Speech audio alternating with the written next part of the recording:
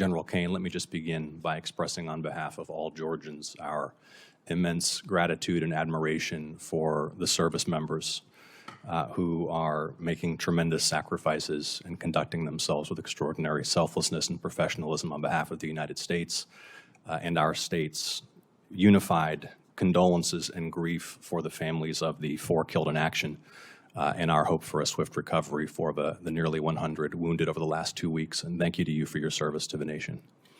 Mr. Hegseth, you're requesting roughly $68 billion for the department through the supplemental, correct? 67, yes.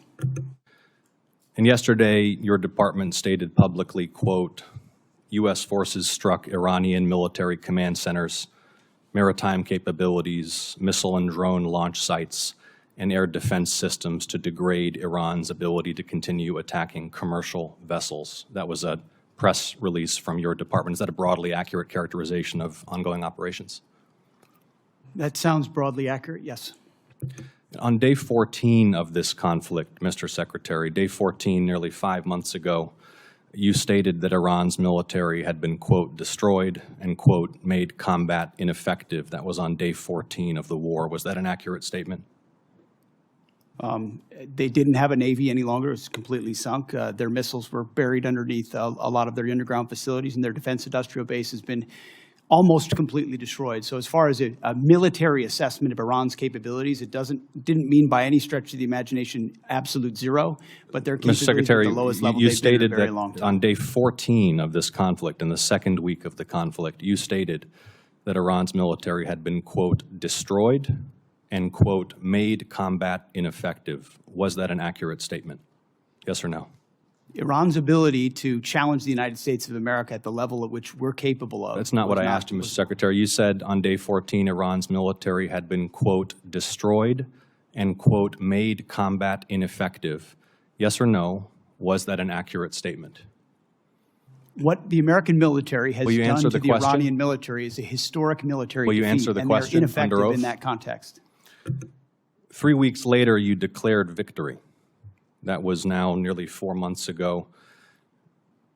3 weeks after you'd already said Iran's military was destroyed and combat ineffective, you said, quote, Operation Epic Fury was a historic and overwhelming victory.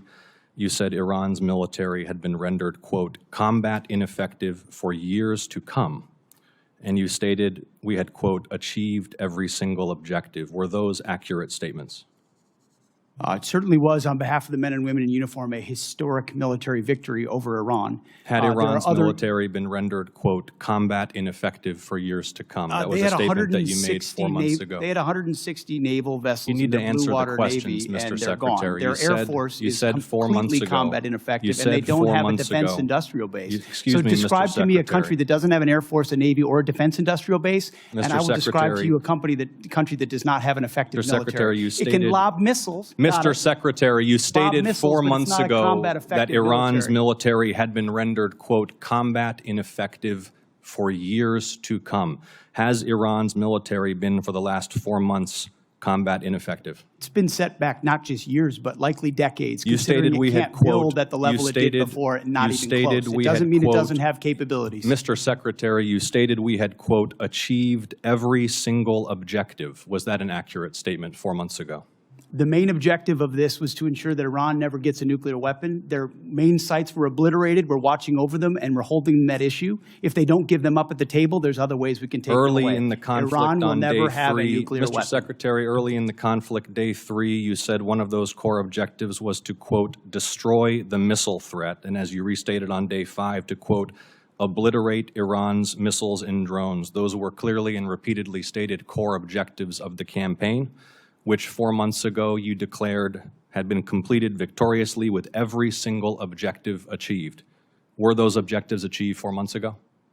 No one ever stated that every single missile was gone. Ultimately, combat ineffective means they're not able to dig them out of their UGFs and shoot Had at the us. missile It threat doesn't mean they been don't defeated have 4 underground months facilities ago? where they put missiles in them and hold on to them because they're the world's largest state sponsor of terrorism. So we never expected they would stop having capabilities to shoot. The question is at scale against an opponent like the United States of America, which went toe-to-toe with them and Iran couldn't. You stated on March 8th, day 9 of the war, on 60 Minutes, you assured the American people of Iranian surrender. Does that remain your prediction?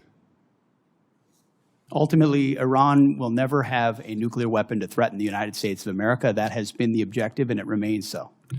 So just to review, you will not answer whether your statement made on the 14th day of the war that Iran's military had been, quote, destroyed and made combat ineffective was a truthful statement to the American people as you sit here and ask for tens of billions more for the conflict? Senators.